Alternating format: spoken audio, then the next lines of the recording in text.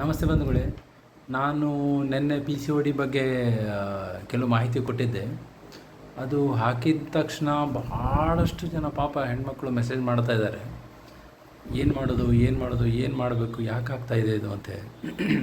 Treatment ಬಗ್ಗೆ ಅವ್ರಿಗೆ ಏನು ಮಾಡಬೇಕು ಅಂತ ಗೊತ್ತಾಗ್ತಾಯಿಲ್ಲ. ಹೇಗೆ ರಪ್ಚರ್ ಆಗುತ್ತೆ, ಯಾಕೆ ಆಗ್ತಾಯಿದೆ, ಸಾವಿರಾರು ಕಾರಣ ಇದೆ.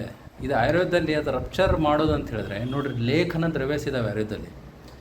ಲೇಖನ ದ್ರವ್ಯಾಸ ಇಲ್ಲಿ ಏನು ಮಾಡಬೇಕು, ದೀಪನ ಪಾಚನ ಮಾಡಿ ಲೇಖನ ಅಂತ ಹೇಳಿದ್ರೆ ಆ ಸಿಸ್ಟನ್ನು ರಪ್ಚರ್ ಮಾಡಲಿಕ್ಕೆ. ಅದರಲ್ಲಿ ಏನು ಇರೋದಿಲ್ಲ. ಸಿಸ್ಟ್ ಅಂದರೆ ದೊಡ್ಡ ಗಡ್ಡೆ, ಮಾಂಸಖಂಡದ ಗಡ್ಡೆ ಅಲ್ಲದು.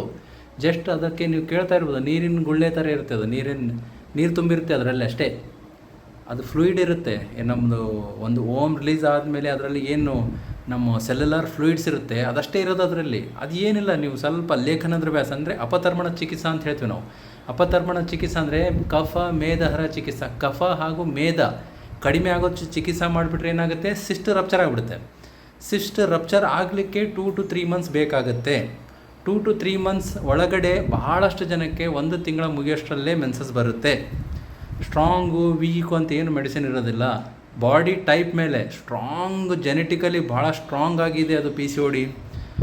ಯಾವಾಗಲಿಂದ ಅವ್ರು ಮ್ಯಾಚೂರ್ ಆಗಿದ್ದಾರೆ ಅವತ್ತಿನಿಂದ ಅವ್ರು ಕಾಡಿಸ್ತಾ ಇದೆ ಅಂತ ಹೇಳಿದ್ರೆ ಸ್ವಲ್ಪ ಸಮಯ ಬೇಕು. ಸ್ಟ್ರಾಂಗ್ ಅಂತ ಮಾಡೋಕ್ಕೆ ಬರೋಲ್ಲ. ಯಾರಿಗೆ ಭಾಳ ಮೊನ್ನೆ ಬಂದಿರುತ್ತೆ, ಅವರು ಲೈಫ್ ಸ್ಟೈಲ್ ಪ್ರಾಬ್ಲಮ್ ಆಗಿ ಅದರಿಂದ ಅಂದರೆ ಭಾಳ ಬೇಗ ಆಗಿಬಿಡುತ್ತೆ. 1 or 2 months ಮುಗೀತು, ಕ್ಲಿಯರ್. ಸೊ ಏನು ಹೆದರಬೇಡ್ರಿ, ಭಾಳ ಸಿಂಪಲ್ ಆಗಿದೆ.